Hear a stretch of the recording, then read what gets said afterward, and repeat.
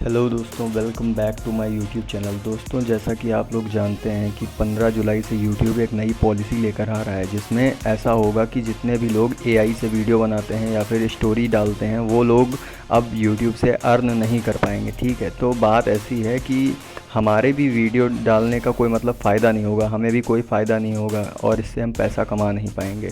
तो हम ये सोच रहे थे कि अगर जो पैसा ही नहीं कमाएंगे तो फिर ये बताइए कि हमारा काम करने का और मेहनत करने का फ़ायदा क्या होगा। तो दोस्तों, हमने इसकी वजह से एक प्लान सोचा है जिससे हम अर्न भी कर सकेंगे और आप लोगों को भी दिक्कत नहीं होगी। तो आज से जो है ना, यूट्यूब के ऊपर सिर्फ एक वीडियो आएगी, वो भी 1 से या 1.5 घंटे की। ठीक है, और आगे के एपिसोड जिसको भी सुनने हैं ना, वो टेलीग्राम मेरा ज्वाइन कर सकता है। टेलीग्राम ज्वाइन करने के बाद में वहाँ पर जाकर के आप लोग मेरे को मैसेज करना, सब्सक्रिप्शन ले लेना। वहाँ पर जो लोग सब्सक्रिप्शन लेंगे उनको 3 घंटे का रोज़ डेली एपिसोड मिलेगा, परमानेंट मिलेगा। ठीक है, और जो लोग सब्सक्रिप्शन नहीं लेंगे उनका यूट्यूब पर 1 घंटे का वीडियो आएगा, आप लोग देख लेना उसको। इससे क्या होगा ना कि फिर हमें भी कोई प्रॉब्लम नहीं होगी और आप लोगों को भी प्रॉब्लम नहीं होगी। और जो लोग सब्सक्रिप्शन लेंगे उनको परमानेंट रोज डेली के डेली 3 घंटे का वीडियो 100% मिलेगा। तो दोस्तों, जल्दी से अगर जो जिसको ज्वाइन करना है वो ज्वाइन कर सकता है। और बाकी आज के वीडियो के अलावा आज ही से ये प्लान शुरू हो रहा है और आज ही से 3 घंटे का वीडियो आने लगेगा। 1 घंटे का यहाँ पे डाल दिया है, 2 घंटे का शाम को रात को डाल देंगे। ठीक है, तो आप लोग जल्दी जल्दी ज्वाइन हो जाओ।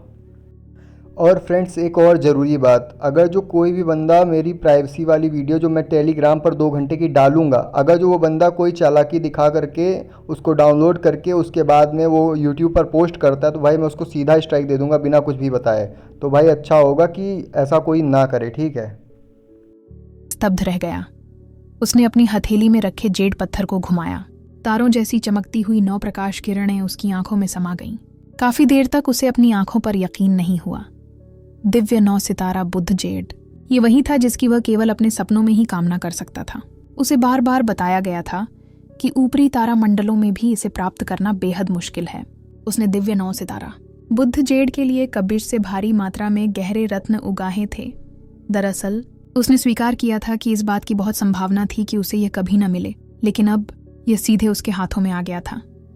ऐसा लग रहा था जैसे वह अभी स्वर्ग से नीचे गिरा हो और उसने झुककर उसे उठा लिया हो। कबिश एक निचले राज्य का राजा था। उसके पास ऐसा खजाना कैसे हो सकता था? और वह स्पष्टतः मृत था और उसे उसके शरीर से अलग नहीं किया गया था, और वह किसी तरह उसे उठाने में सफल हो गया। और यह वही था जिसकी उसे इतने समय से तलाश थी। यह बहुत बड़ी सौभाग्य की बात थी। क्या स्वर्ग ने अंततः उसकी आवश्यकताओं को पहचान लिया था? क्या उनकी आंखें अंततः खुल गई थीं? हालांकि उसे गहरा सदमा और असंभवता का एहसास हुआ, लेकिन इसमें कोई शक नहीं कि यह एक बेहद सुखद आश्चर्य था। वह कान से कान तक मुस्कुराया, हंसना चाहता था, लेकिन उसकी भावनाएं इतनी उथल पुथल में थीं कि वह हंसना भूल गया। कबिश को मरे हुए काफी समय हो गया था और उसकी लाश सफेद पड़ने लगी थी। हालांकि उसका भयानक और धमकी भरा चेहरा अचानक ध्रुव की आंखों को बहुत भाने लगा। कबिश, तुमने जीते जी अनगिनत बुरे काम किए, लेकिन मरते हुए तुमने वाकई बहुत बड़ा नेक काम किया है। अगर तुमने ये चीज मुझे पहले ही दे दी होती तो शायद मैं तुम्हारे बेटों को और भी जल्दी मौत दे देता। ध्रुव ने कबिश से बुदबुदाना शुरू किया। उसका दिल तेजी से धड़क रहा था जब उसने जेड के उस टुकड़े को, जो सचमुच स्वर्ग से गिरा था, रखा था। अवनी, ध्रुव ने अपना सिर उठाया और प्यारी सी याद के साथ मुस्कुराया। लगता है स्वर्ग भी चाहता है कि मैं तुम्हें एक बार फिर ढूंढ लूं। अब मुझे बस अमर सम्राट घास के डंठल की कमी है। मैं तुम्हें जरूर ढूंढ लूंगा। उसके पीछे एक मंद मगर जानी पहचानी आभा धीरे धीरे उसकी ओर बढ़ रही थी। ध्रुव ने अपनी कल्पनाएं रोकी और पलटा। उसने देखा कि 7 रंगों वाली पोशाक पहने एक लड़की उसकी ओर उड़ रही है। उसके होठों से एक मधुर और सुंदर धुन निकल रही है। चमेली की पंखुड़ियां सफेद होती हैं, ढेलिया के फूल इंद्रधनुषी होते हैं, गुलाब बिल्कुल भी प्यारा नहीं होता, और चंद्रफूल तो बड़ा विकृत सन की होता है। जीजा जी! उसने अचानक ध्रुव को देखा। जैसे ही लिटिल अवनी ने उसे पुकारा, वह खुशी से हंसते हुए उड़ी। हे, तो तुम यहाँ हो। दरक्य राज्य बहुत बड़ा था, फिर भी वह हमेशा उससे टकरा जाता था। ध्रुव को इसकी आदत हो चुकी थी। हालांकि यह छोटी बच्ची एक पहेली थी, फिर भी वह आगे जानने के लिए बहुत आलसी हो चुका था। उसने बेबसी से कहा, तुम कहाँ भाग गई थी? हम अभी भी इतनी हिम्मत है कि पूछूं? नन्ही अवनी ने अपनी नाक सिकोड़ी और उस पर अंगूठा फिराया। तुम अचानक बिना हिले डुले वहां बैठ गए और मुझे इतनी देर तक नजरअंदाज करते रहे। बेशक मैंने अकेले खेलने का फैसला किया था। जब मैं वापस आई तो तुम गायब हो चुके थे। क्या तुम मुझे जानबूझकर पीछे छोड़ गए थे? ध्रुव एक पल के लिए अवाक रह गया। आह जीजा जी, आपके हाथ में ये क्या है? कितनी प्यारी रोशनी है। नन्ही अवनी दौड़कर उनके पास आई और उनका हाथ थाम लिया। उसके चेहरे पर निराशा के भाव थे। ये तो बस एक गहरा कल्पना पत्थर है और मैं सोच रही थी कि ये कैसा मजेदार खिलौना होगा। अरे, आप इसे अपनी हथेली में पकड़े हुए हैं। क्या आपने कोई मजेदार चीज रिकॉर्ड की है? मैं देखना चाहती हूँ। कबिश ने इन 2 गहन कल्पना रत्नों को 9 सितारा बुद्ध दिव्य जेड के साथ रखा था। जाहिर है उनमें कुछ बहुत ही महत्वपूर्ण रिकॉर्डिंग्स थीं।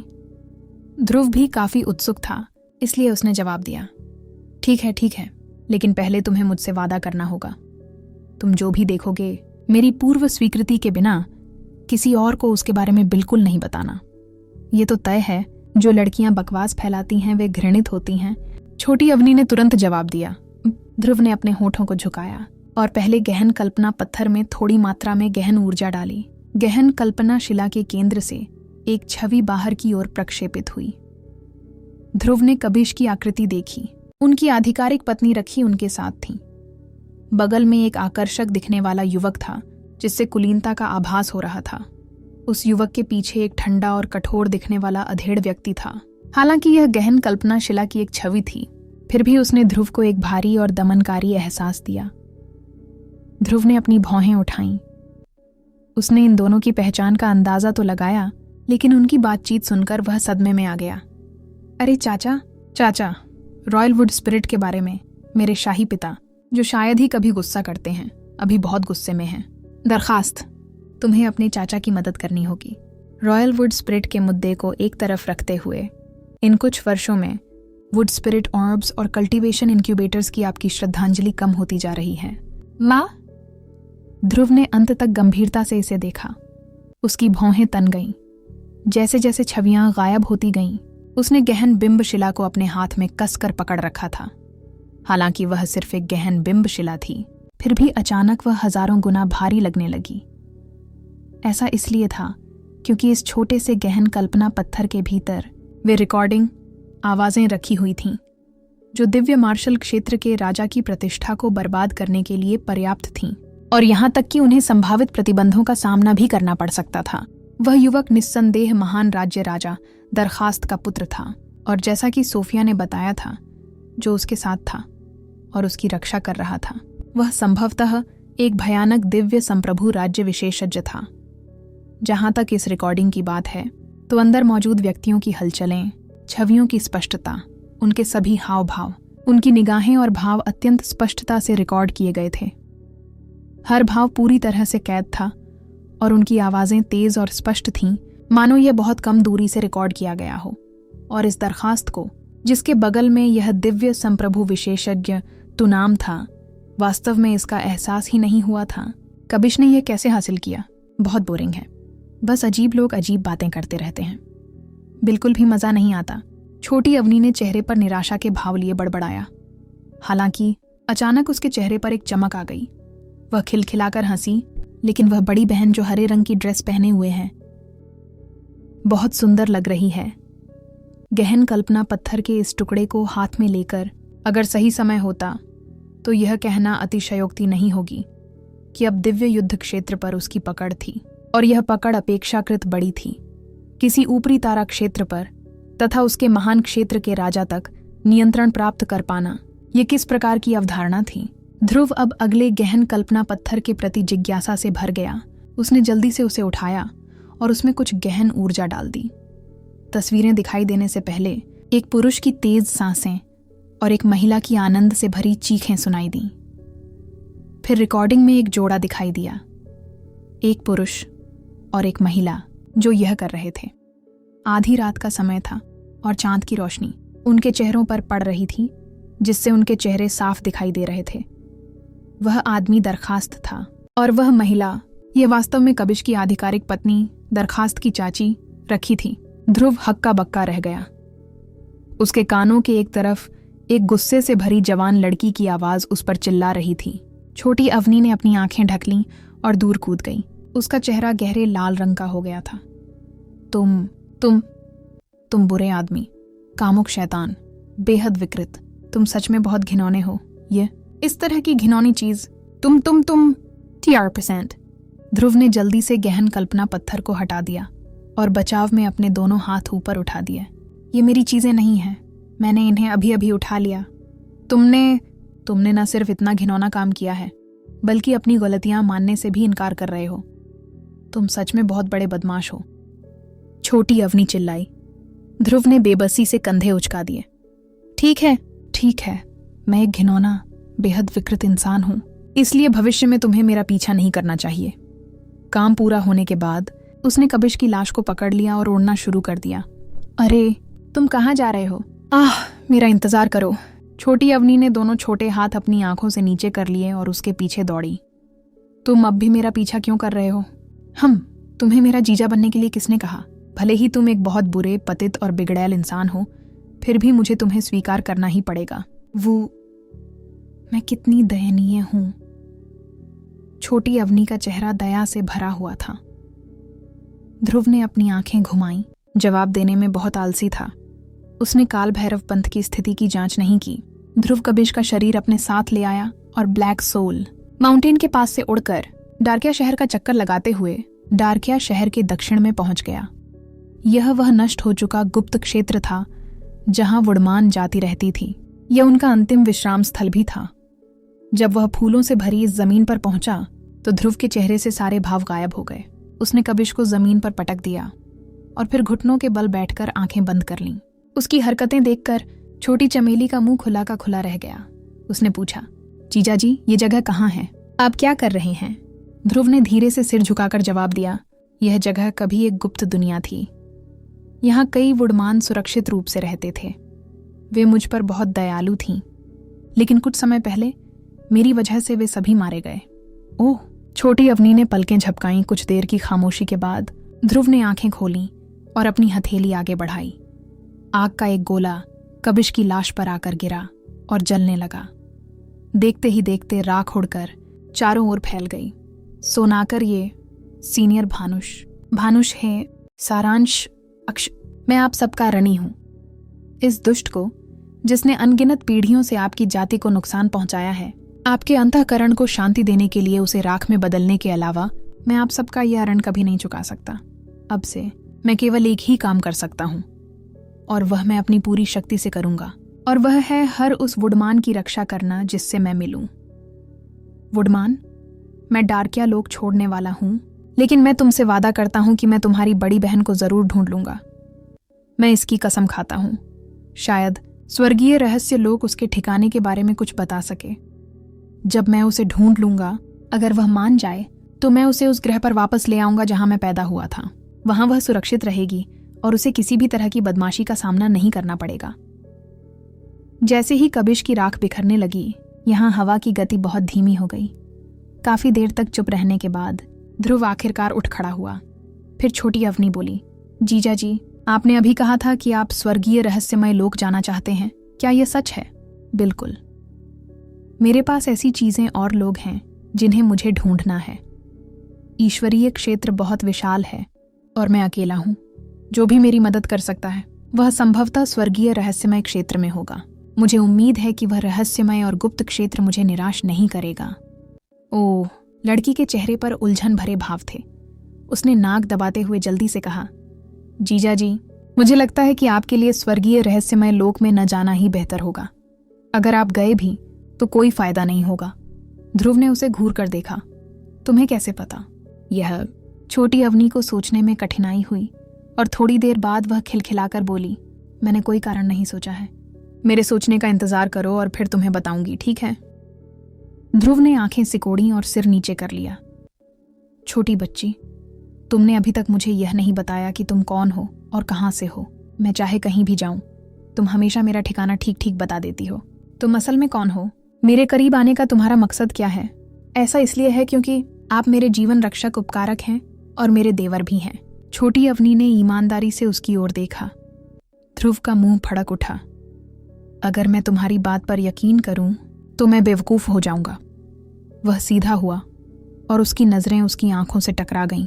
जब मैंने स्वर्गीय रहस्यमय लोक का जिक्र किया तो तुम्हारे चेहरे पर एक अजीब सा भाव था। क्या तुम कोई स्वर्गीय रहस्यमय लोक से हो? ध्रुव बस यूं ही पूछ रहा था और उसे कोई उम्मीद नहीं थी। हालांकि उसे उम्मीद नहीं थी कि उसकी यह बात लड़की को इतना गुस्सा दिला देगी। बकवास। बेशक मैं कोई स्वर्गीय रहस्यमय लोक से नहीं हूं। स्वर्गीय रहस्यमय लोक में सिर्फ बूढ़े, अजीब और बदसूरत दादाजी ही होते हैं। मैं कितनी प्यारी लोली हूं और तुमने सच में कहा कि मैं स्वर्गीय रहस्यमय लोक से हूं। ये तो हद हो गई, घिनौना। ध्रुव घूरता रहा।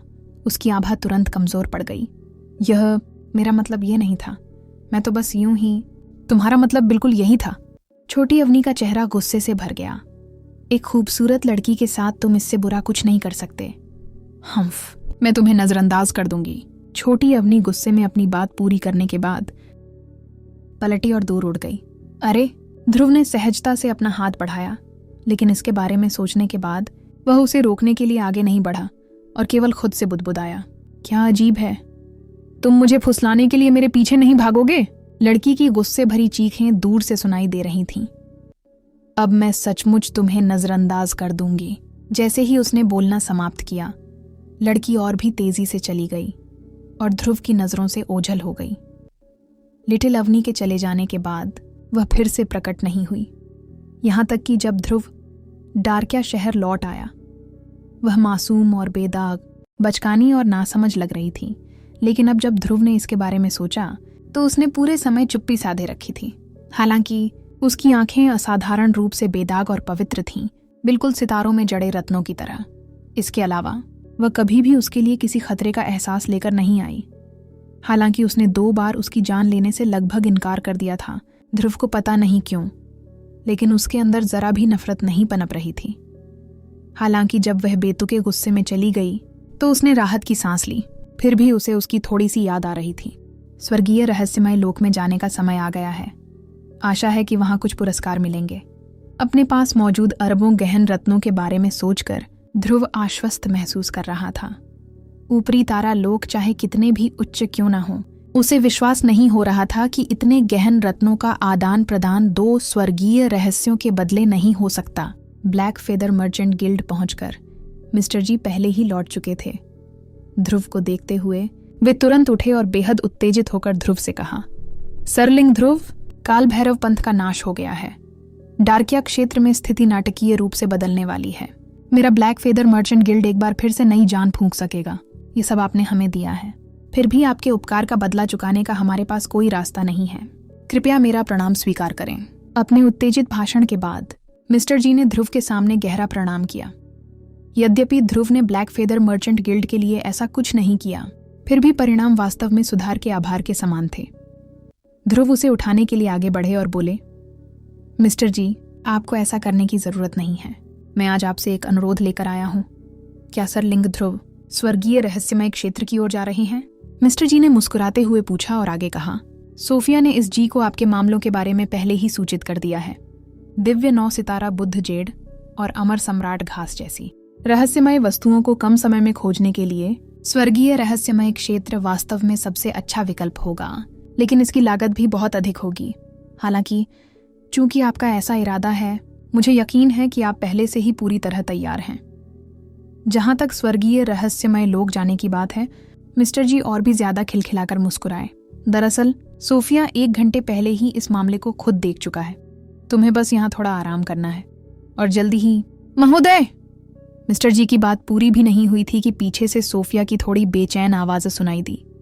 मिस्टर जी मुड़े, सोफिया को देखते ही भौहें सिकोड़ी और पूछा, क्या हुआ? सर लिंग ध्रुव, अभी अभी खबर आई है। सोफिया ने ध्रुव की ओर देखा। कई घंटे पहले स्वर्गीय रहस्यमय क्षेत्र ने अचानक अपनी सीमाएं बंद करने की घोषणा की थी। वे किसी को भी अंदर जाने से मना कर रहे हैं और स्वर्गीय रहस्यमय क्षेत्र की ओर जाने वाली सभी आयामी संरचनाएं अब सक्रिय नहीं हो सकती। यह मिस्टर जी ने भौहें चढ़ाईं। ऐसा क्यों होगा? ऐसा कहा जाता है कि यह गहन ईश्वरीय परंपरा के कारण है।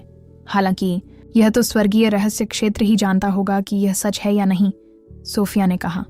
ध्रुव की छाती फूल गई जब उसने पूछा, क्या उन्होंने बताया कि उनकी सीमाएं कब तक सील रहेंगी? यह 2 साल के लिए होगा। कहा गया है कि सीमाएं तभी खुलेंगी जब गहन ईश्वर सम्मेलन समाप्त हो जाएगा। सोफिया का चेहरा उदास हो गया। किसी ने भी नहीं सोचा था कि यह सब इतना संयोग होगा। ध्रुव को अब ऐसा लग रहा था जैसे वह ठंडे पानी में भीग गया हो। वह काफी देर तक चुप रहा और फिर बोला, चूंकि मैं स्वर्गीय रहस्यमय लोक में नहीं जा सकता, इसलिए कोई भी ऊपरी तारा लोक चलेगा। जब तक अमर सम्राट घास को ढूंढने का मौका है, तब तक सब ठीक रहेगा। सर, सोफिया ने अपने होंठ हल्के से काटे, लेकिन अचानक आत्मविश्वास भरी नजरों से कहा, आप कुछ समय के लिए डार्किया क्षेत्र में ही क्यों न रहें? दिव्य 9 सितारा बुद्ध जेड और अमर सम्राट घास की खोज का काम हम पर छोड़ दीजिए। आप हमारे महान उपकारक हैं। हम निस्संदेह इस मामले में अपना सर्वश्रेष्ठ प्रयास करेंगे। जरूरत नहीं, मैं इसे खुद ढूंढ सकता हूँ। दिव्य 9 सितारा बुद्ध जेड पहले ही प्राप्त हो चुका है। जहां तक अमर सम्राट घास की बात है, आशा तो हमेशा रहती है। ध्रुव ने अपना सिर हिलाया। हालांकि ब्लैक फेदर मर्चेंट गिल्ड का व्यापक प्रभाव और मजबूत संबंध थे, फिर भी यह एक निचला तारा क्षेत्र था। अमर सम्राट घास को ढूंढने के लिए आशा की एकमात्र किरण किसी उच्चतर तारा क्षेत्र में थी, जो सबसे ऊंचा था। श्रीमान जी ने गंभीरता से कहा, सोफिया सही कह रहा है। बेहतर होगा कि यह मामला हम पर ही छोड़ दिया जाए। शक्ति और साहस के मामले में आप बेजोड़ हैं और मैंने अपने पूरे जीवन में आपके जैसा कोई नहीं देखा। हालांकि आप अभी भी अकेले हैं और ईश्वरीय क्षेत्र में ज्यादा समय से नहीं हैं। हालांकि मेरा ब्लैक फेदर मर्चेंट गिल्ड एक निचले तारा क्षेत्र से संबंधित है, फिर भी हमारा इतिहास 50,000 साल पुराना है। हमारी जानकारी केवल कई निचले और मध्यम तारा क्षेत्रों तक ही सीमित नहीं है। हम अक्सर ऊपरी तारा क्षेत्रों के संपर्क में भी रहते हैं। चीजों को खोजने की क्षमता के मामले में हमारा ब्लैक फेदर मर्चेंट गिल्ड निश्चित रूप से आपसे बेहतर होगा। ध्रुव थोड़ा आश्वस्त लग रहा था। यह जी एक व्यापारी है जो कभी किसी का, खासकर उपकार का, आनी नहीं होना चाहता। आज सरलिंग ध्रुव स्वर्ग के समान महान दानी हैं, फिर भी हम आपको स्वर्गीय रहस्य क्षेत्र में भेजने जैसा एक साधारण अनुरोध पूरा करने में असमर्थ हैं। मेरे हृदय की शर्मिंदगी और बढ़ नहीं सकती। श्रीमान जी ने एक उंगली उठाई और अत्यंत गंभीर स्वर में कहा, 1 वर्ष। कृपया हमें 1 वर्ष का समय दें। अब जब हम काल भैरव पंथ के चंगुल से मुक्त हो गए हैं, तो हमें अपनी गतिविधियों में स्वतंत्रता मिल गई है। हम अपनी पूरी शक्ति और अपने सभी संसाधनों का उपयोग आपको अमर सम्राट घास के बारे में जानकारी प्राप्त करने में मदद करने के लिए करेंगे। अगर हमें वह मिल जाए और वह हमारी क्षमता के भीतर हो, तो हम उसे स्वयं युवा गुरु तक पहुंचाएंगे। अगर वह हमारी क्षमता के भीतर न हो, तो हम आपको तुरंत सूचित करेंगे। कृपया हमारी बात पर विश्वास करें।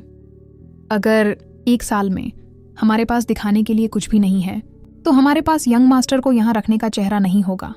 मिस्टर जी अपनी बात कहते हुए असाधारण रूप से ईमानदार और जल्दबाज थे। जाहिर है वे ऐसे शब्द कह रहे थे जो ध्रुव की मदद करते, लेकिन उन्होंने बहुत ही विनती भरा लहजा अपनाया था। दरअसल मूलतः वह एक व्यापारी था। ब्लैक फेदर मर्चेंट गिल्ड की आज जैसी समृद्धि का कारण निश्चित रूप से यह था कि वे पीढ़ियों से चली आ रही चीजों को किस तरह से संभालते थे। वह ध्रुव को चुकाना चाहता था, चाहे इसके लिए उसे कोई भी कीमत चुकानी पड़े। ध्रुव पूरी तरह आश्वस्त था। यह सही था, वह वास्तव में केवल एक ही व्यक्ति था। स्नो सॉन्ग, फ्लेम गॉड और डार्किया लोकों के अलावा उसे किसी अन्य तारा लोकों का ज्ञान नहीं था। देवलोक की संपूर्ण संरचना के बारे में उसका विचार अभी भी अस्पष्ट था। अमर सम्राट ग्रास के बारे में समाचार पाकर वह अकेले ही ब्लैक फेदर मर्चेंट गिल्ड के साथ तुलना करने में सक्षम नहीं होगा, जिसकी जड़ें 50,000 वर्षों से ईश्वरीय क्षेत्र में जमी हुई थीं, जिसके संबंध दूर दूर तक फैले हुए थे। फिर ध्रुव ने बिना किसी हिचकिचाहट के सिर हिलाया और कहा, तो मुझे मिस्टर जी और मिस सोफिया पर भरोसा करना होगा। वाह, बहुत बढ़िया। ध्रुव का सिर हिलाकर हामी भरते देख मिस्टर जी आखिरकार मुस्कुराए। ये जी कल इस मामले में पूरी ताकत लगा देंगे। सर निश्चिंत रहें, अगर आपके पास रहने के लिए कोई जगह नहीं है तो आप ब्लैक फेदर में रुक सकते हैं। मैं तुरंत व्यवस्था कर दूंगा। जरूरत नहीं। ध्रुव ने सिर हिलाया। अमर सम्राट घास मिलने से पहले मैं ब्लैक सोल माउंटेन पर साधना करूंगा। ओह, एक और बात है जिसके लिए मुझे मिस्टर जी पर निर्भर रहना होगा। काल भैरव पंथ में कई उच्च श्रेणी की गहन तलवारें होंगी। अगर सुविधा हो तो क्या मिस्टर जी मुझे कुछ तलवारें निकालने में मदद कर सकते हैं? जितनी ज्यादा होंगी उतना अच्छा होगा। मैं अच्छी खबर का इंतजार करूंगा। डार्किया क्षेत्र में रहने के अलावा कोई विकल्प न होने पर ब्लैक फेदर मर्चेंट गिल्ड को अमर सम्राट घास के लिए अपना अनुरोध सौंपने के बाद ध्रुव ने सभी विकर्षणों को दूर कर दिया और साधना में वापस लौटना शुरू कर दिया। ब्लैक सोल माउंटेन की गहराई में बड़ी संख्या में उच्च स्तरीय गहन जंतु विचरण कर रहे थे। उनमें से कई ध्रुव के लिए बहुत बड़ा खतरा बन सकते थे। दिव्य क्लेश क्षेत्र के अंतिम चरणों में भी ऐसे गहन जंतु थे जिनसे ध्रुव निपट नहीं सकता था और संभवतः दिव्य आत्मा क्षेत्र में भी गहन जंतु मौजूद थे। उस जगह पहुंचकर जहां गहरे जानवर इकट्ठे थे, ध्रुव नीचे उतरा और हांगर को बाहर निकाला। उसका हृदय तुरंत शांत हो गया, मानो स्थिर जल हो, और एक धीमी चीख के साथ उसके शरीर में गहरी ऊर्जा उमड़ पड़ी। हवा में हलचल मच गई और कई दर्जन किलोमीटर दूर तक फैले गहरे जानवर सतर्क हो गए। तुरंत जमीन हिल गई और गहरे जानवरों की चीखें आसमान में गूंजने लगीं। भारी तलवार नाच रही थी, लाल सुनहरी ज्वाला की लहरें उगल रही थीं। हांगर द्वारा अनंत रात्रि शैतानी तलवार को भस्म करने के बाद ध्रुव लंबे समय से उमड़ रही स्वर्ग दहन तलवार की शक्ति और भार को संभाल नहीं पा रहा था। हालांकि अब स्वर्ग दहन तलवार उसके हाथ में असाधारण रूप से हल्की लग रही थी। हालांकि तलवार से निकलने वाली शक्ति स्वर्ग को भी हिला सकती थी, जिससे पूरी पर्वत श्रृंखला हिल जाती थी। दहाड़ एक लंबी गर्जना के साथ एक विशाल जानवर जो एक छोटे पहाड़ जैसा लग रहा था, अचानक पीछे से एक ऊंचे पहाड़ की चोटी पर झपटा। झपटे के साथ एक विशाल साया ध्रुव के आसपास पूरी तरह से छा गया। ध्रुव का शरीर घूमा नहीं, लेकिन उसकी स्वर्गीय तलवार पीछे की ओर चली गई। हवा के विकृत होने के बाद तलवार की आभा ने उस विशाल जानवर के शरीर को नष्ट कर दिया। जो खून और मांस बाहर की ओर फूटा था, वह हवा के प्रवाह से तुरंत दूर, कई किलोमीटर दूर जा गिरा। खून की लहराती दुर्गंध ने और भी गहरे जानवरों को अपनी ओर आकर्षित किया। बड़ी मात्रा में आभाएं ध्रुव की स्थिति की ओर बढ़ रही थीं, और यही ध्रुव की भी इच्छा थी। एक आरामदायक साधना पद्धति के कारण वह अपनी प्रगति को महसूस नहीं कर पाता और उसका हृदय भी धीरे धीरे शांत नहीं हो पाता। उसे खतरे या यहाँ तक कि मौत के करीब की स्थिति में होना चाहिए था। यह भी कुछ ऐसा था जो अवनी ने उसे सिखाया था। ब्लैक सोल माउंटेन धीरे धीरे हिल रहा था। गर्जना, चीखें जल्द ही आसमान में गूंजने लगीं और आसानी से सुनी जा सकती थीं। अनगिनत पौधे, खून और लपटें हवा में बिखरती हुई उड़ रही थीं। बहुत देर तक शांति नहीं रही। उसके चारों ओर गहरे जानवरों की लाशें बढ़ती गईं और आग 5 किलोमीटर से भी ज्यादा दूर तक फैल गई।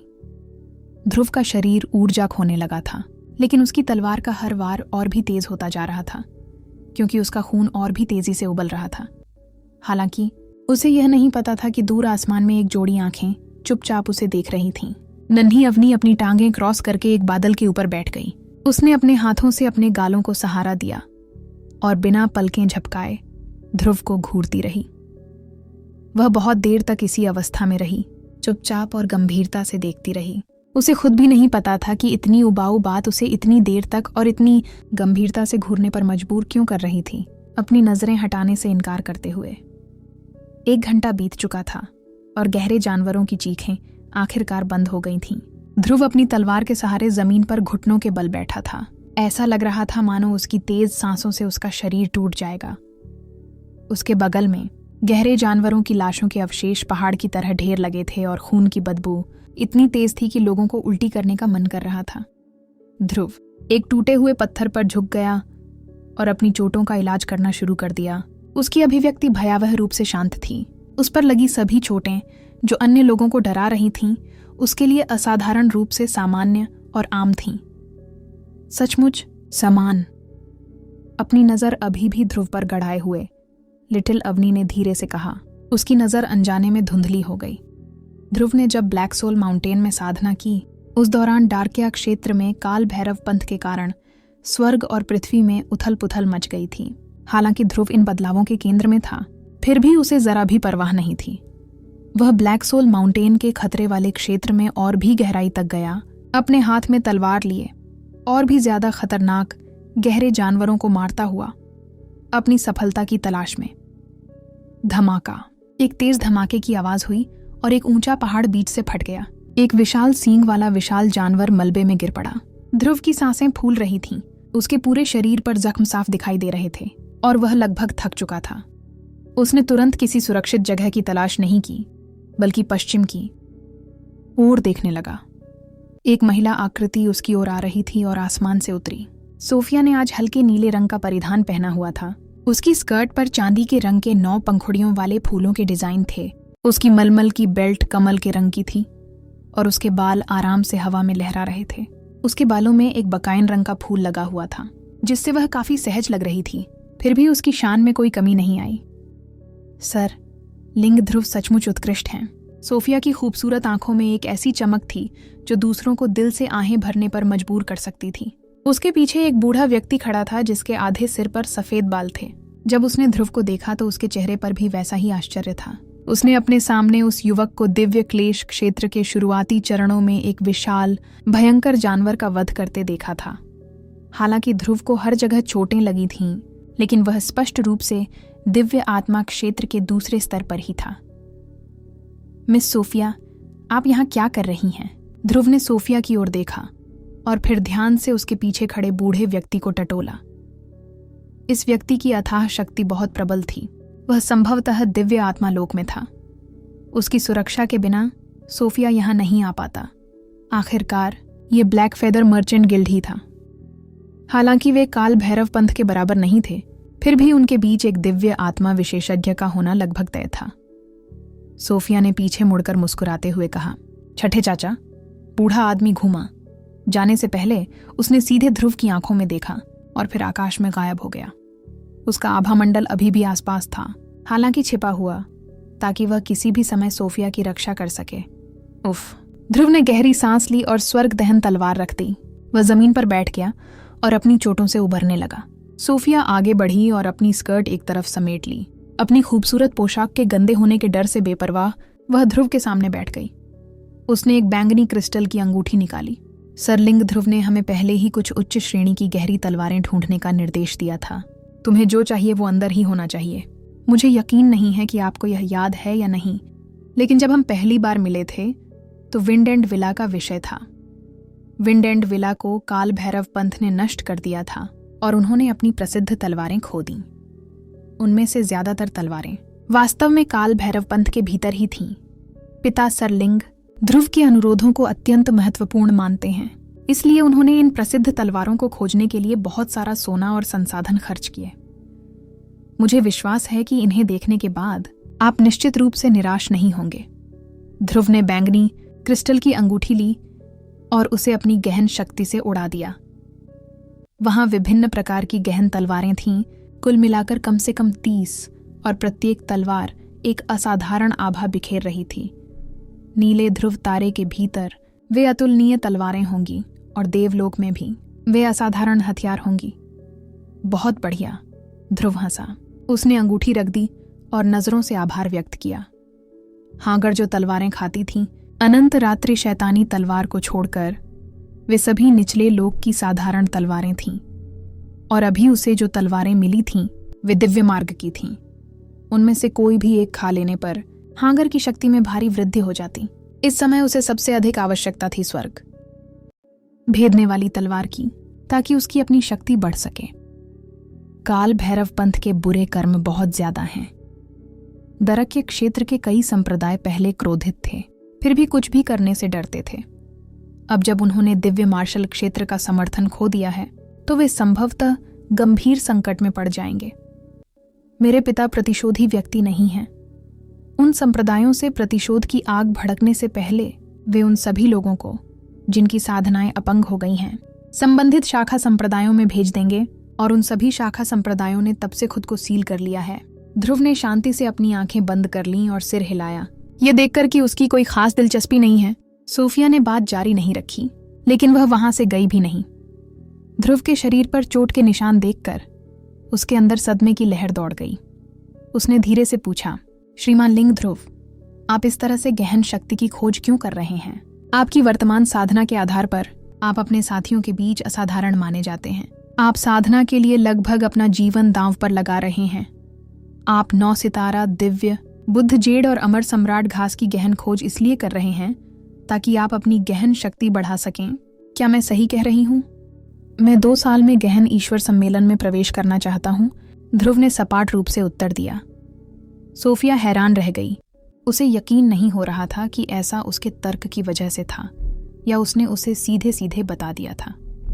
देखिए, यही तो कई युवा और गहन साधकों का अंतिम लक्ष्य होता है। मिस सोफिया, आपने बहुत कुछ देखा है और आपका ज्ञान अपार है। आप इस सत्र के गहन देव सम्मेलन और उससे जुड़ी परिस्थितियों के बारे में भी जानती हैं। क्या आप मुझे 4 महान राजलोकों के बारे में बता सकती हैं? खासकर ध्रुव ने आंखें खोलीं। तारादेव लोक, यह सोफिया ने आह भरी और कुछ सोचने के बाद राजा क्षेत्रों के स्तर के मामलों के संबंध में ऊपरी तारा क्षेत्रों को भी उन तक पहुंचने में कठिनाई होती है। हमारे जैसे छोटे संगठन की तो बात ही छोड़िए। सोफिया को बस वही पता है जो ईश्वर क्षेत्र के बाकी सभी लोग जानते हैं। उदाहरण के लिए तारादेव क्षेत्र का उल्लेख करते ही सबसे पहले जो बात सबके मन में आती है वह है 12 तारा देवता, और 12 तारा देवताओं का नेता महान क्षेत्र राजा है। स्वर्गीय प्रमुख तारा देवता स्टार गॉड दायरे का राजा भी 12 स्टार देवताओं में से एक है। ध्रुव ने आश्चर्य से पूछा। यह सही है, सोफिया ने जवाब दिया और फिर मुस्कुराया। अभी सोफिया को पूरा यकीन है कि सरलिंग ध्रुव वाकई निचले लोकों से हैं, क्योंकि ईश्वरीय लोक में यह बात आम है और बच्चे भी जानते हैं। राजा राज्य का राजा और 12 सितारा देवताओं का नेता भी। हालांकि वे सभी 12 सितारा देवता माने जाते हैं, ऐसा लगता है कि उन्हें बाकियों से कहीं बेहतर माना जाता है, ध्रुव ने धीरे से कहा। वास्तव में यह इसके विपरीत है, सोफिया ने अपना सिर हिलाते हुए असहमति जताई। जब शक्ति की बात आती है तो 12 सितारा देवताओं में सबसे शक्तिशाली स्वर्गीय भेड़िया सितारा देवता है। ध्रुव की नजर बदल गई। खासकर पिछली पीढ़ी का स्वर्गीय भेड़िया तारा देवता, वह असाधारण रूप से भयानक था। हालांकि वह वर्तमान तारा देवता क्षेत्र राजा का सबसे छोटा पुत्र था, उसकी आयु 60 वर्ष से भी कम थी, फिर भी वह अकेले ही चंद्र देवता क्षेत्र में प्रवेश कर सकता था। उस युद्ध ने उसकी प्रसिद्धि को आसमान छू लिया, यहां तक कि निचले तारा क्षेत्रों के हम सभी लोग भी उसके पराक्रमों से परिचित हैं। किसी को भी इसमें कोई संदेह नहीं था कि वह अंततः स्वर्गीय मुख्य तारा देवता को पीछे छोड़ देगा और शायद इतिहास का सबसे शक्तिशाली स्वर्गीय भेड़िया तारा देवता भी बन जाएगा। 1 दशक से भी पहले किसने सोचा होगा कि वह इतना नीचे गिर जाएगा। बहुत से लोगों ने कहा कि यह स्वर्ग की ईर्ष्या का परिणाम था। ध्रुव की भौहें तन गईं। अवनी का भाई। हालांकि सबसे ज्यादा हैरानी की बात यह थी कि जब पिछली पीढ़ी के स्वर्गीय वुल्फ स्टार गॉड का पतन हुआ तो स्टार गॉड दायरे में उनके उत्तराधिकारी के रूप में जल्द ही कोई और आ गया, जिसकी आत्मीयता पिछली पीढ़ी से कहीं ज्यादा थी। सोफिया ने अपना सिर हिलाया। यह अविश्वसनीय था। ऐसा लगता है कि इस पीढ़ी में स्टार गॉड दायरे पर किस्मत चमक रही है। मुझे उम्मीद है कि उनके ट्रू गॉड प्रोजेक्ट के साथ भी यह किस्मत जारी नहीं रहेगी। सच्चा ईश्वर प्रोजेक्ट, ये क्या है? ध्रुव ने आश्चर्य से कहा। इसमें वास्तव में सच्चा ईश्वर 2 शब्द थे, जिससे उसके दिल में सदमे की लहर दौड़ गई। सोफिया हंसे।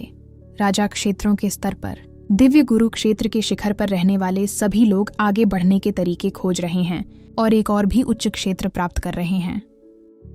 हमारे पूर्वी दिव्य क्षेत्र के 4 राज्य लोकों में से शाश्वत स्वर्ग लोक के अलावा ब्रह्म सम्राट लोक, तारा देव लोक और चंद्र देव लोक सभी सच्चे देवताओं के मार्ग पर चल रहे हैं, विशेष रूप से ब्रह्म सम्राट लोक और तारा देव लोक। कई वर्षों पहले उनके सच्चे ईश्वर के स्तर तक पहुंचने का मार्ग खोजने का संकेत मिला था। हालांकि यह झूठी खबर होनी चाहिए थी। देवता तो देवता हैं, मनुष्य तो मनुष्य ही है। मनुष्य के लिए विलुप्त देवताओं की ऊंचाइयों तक पहुंचना कभी भी असंभव है। वह मुस्कुराई।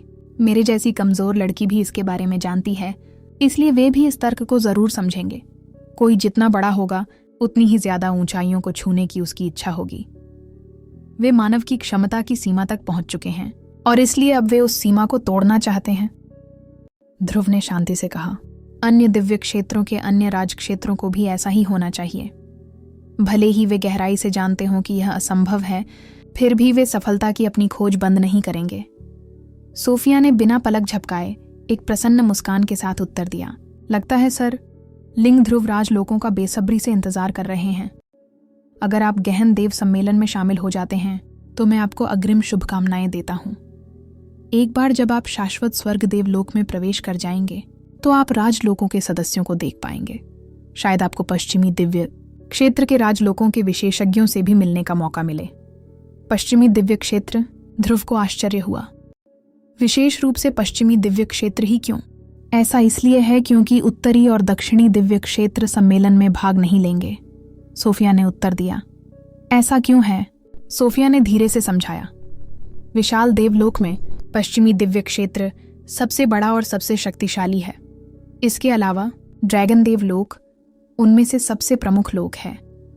सच्ची ड्रैगन जाति शक्तिशाली और भयभीत करने वाली है। वे अभिमानी हैं, लेकिन हिंसक नहीं।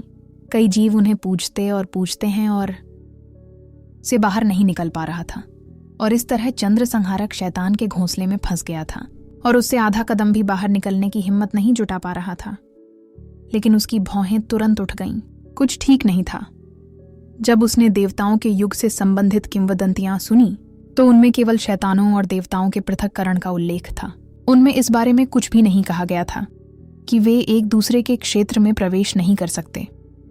यह इच्छा का मामला था, कोई विकल्प न होने का नहीं। चंद्रवध शैतान सम्राट चंद्र वध शैतान घोंसले से बाहर नहीं निकल पा रहा था क्योंकि उसकी आत्मा का मूल बुरी तरह क्षतिग्रस्त हो गया था और वह केवल अंधकारमय ऊर्जा के वातावरण में ही रह सकता था, बाहर निकलने में असमर्थ। जहां तक फेनजुचेन का सवाल है, वह एक अंधकारमय शरीर की संरचना वाला व्यक्ति था। उसकी शक्ति भी अंधकारमय गहन ऊर्जा में परिवर्तित हो गई थी। हालांकि उसका व्यक्तित्व विकृत था और सोफिया द्वारा उत्तरी दिव्य क्षेत्र के शैतानों के ध्रुव की चोटें अब स्थिर हो गई थीं और उसका रंग रूप भी पहले से बेहतर लग रहा था। तभी अचानक उसे एक चीज याद आई और उसने कबिश से आकाशीय विषमोती से प्राप्त रहस्यमयी धूसर रंग की चट्टान निकाली। मिस सोफिया, मुझे यह चीज कबिश की लाश से मिली है। यह कोई साधारण गहरा पत्थर नहीं होना चाहिए। क्या आप पहचान सकती हैं कि यह क्या है? ध्रुव के हाथों में धूसर सफेद पत्थर पर पहली नजर पड़ते ही सोफिया की भौहें तन गईं, मानो उसे अपने पहले अंदाजे पर यकीन करने की हिम्मत ही न हो। उसने ध्यान से उसे ध्रुव की हथेली से ले लिया। थोड़ी देर बाद उसने अपना सिर उठाया और आश्चर्य से बोली, एक शून्य भ्रम का पत्थर। सोफिया का ज्ञान व्यापक और विशाल था। वह दुनिया के अनगिनत दुर्लभ खजानों के संपर्क में आ चुकी थी, फिर भी उसकी प्रतिक्रिया इतनी तीव्र थी। ध्रुव ने फिर पूछा, शून्य भ्रम पत्थर क्या है? इसका क्या उपयोग है? सोफिया ने दोनों हाथ ऊपर उठाए। उसके चेहरे का आश्चर्य अभी भी कम नहीं हुआ था।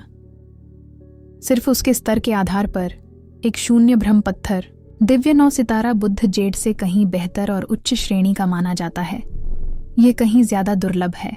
इसके अलावा शून्य भ्रम पत्थर एक गैर नवीकरणीय संसाधन है। एक बार इस्तेमाल करने के बाद पूरी आदिम अराजकता हमेशा के लिए एक पत्थर से कम हो जाएगी। ध्रुव के चेहरे पर आश्चर्य छा गया। दिव्य 9 सितारा बुद्ध जेड से भी अधिक दुर्लभ और उच्च श्रेणी का शून्य भ्रम रत्न के संबंध में 2 अलग अलग अभिलेख और अफवाहें हैं। एक के अनुसार यह विश्व भेदक स्वर्गीय गहन निधियों में से एक से निर्मित है। दूसरे के अनुसार विश्व भेदक एक विशाल शून्य भ्रम मूल रत्न से उत्पन्न हुआ था। बाहर आते ही वह शून्य भ्रम मूल रत्न अनेक टुकड़ों में बिखर गया और आदिम अराजकता में शून्य भ्रम रत्नों के अनगिनत टुकड़े बिखर गए। चाहे जो भी अफवाह सच हो, एक बात निश्चित थी, इसमें विश्व भेदक के स्तर की स्थानिक शक्ति थी, भले ही इसका उपयोग केवल एक बार ही किया गया हो। विश्व भेदक एक ऐसा खजाना था जो स्वर्गीय गहन खजानों में शीर्ष 6 में शुमार था। स्थानिक शक्तियों के संदर्भ में अन्य सभी खजानों की तुलना में इसकी क्षमता सबसे प्रबल थी। अपने ऊपर एक शून्य भ्रम पत्थर होने पर अगर आपको कोई जानलेवा स्थिति आती है तो आप उसे चकनाचूर कर सकते हैं। आप बाद में निकलने वाली स्थानिक ऊर्जा का उपयोग किसी दूसरे स्थान पर टेलीपोर्ट करने के लिए कर सकते हैं। सोफिया ने आगे कहा, इसके बारे में ऐसा लगता है कि कोई भी साधारण स्थानिक गहरा पत्थर या टेलीपोर्टिंग संरचना भी यही काम कर सकती है। ध्रुव ने थोड़ा असमंजस में कहा, जाहिर है यह अलग है। सोफिया ने अपना सिर हिलाया। सामान्य टेलीपोर्टेशन में बहुत ज्यादा ऊर्जा खर्च होती है। दूरी जितनी ज्यादा होगी, बोझ भी उतना ही ज्यादा होगा, समय भी उतना ही ज्यादा लगेगा और साथ ही जानलेवा अंतरिक्षीय तूफानों में फंसने का भी खतरा है।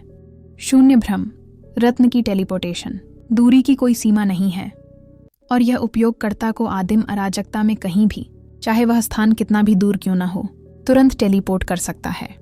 अगर यह आदिम अराजकता के सुदूर उत्तर से सुदूर दक्षिण में भी टेलीपोर्ट कर रहा हो तो भी यह पल भर में हो जाएगा। साधारण टेलीपोर्टेशन हमेशा निशान छोड़ता है। मजबूत विरोधियों के खिलाफ वे आसानी से अंतरिक्ष के निशानों का पता लगा सकते हैं। शून्य भ्रम रत्न में यह समस्या नहीं है। यह कोई निशान नहीं छोड़ता, और अगर कोई अंतरिक्ष के नियमों में बेहद कुशल भी हो तो भी वह आपको ट्रैक नहीं कर पाएगा। अपनी बात खत्म करने के बाद उसने खुद से बुदबुदाते हुए एक भौं उठाई।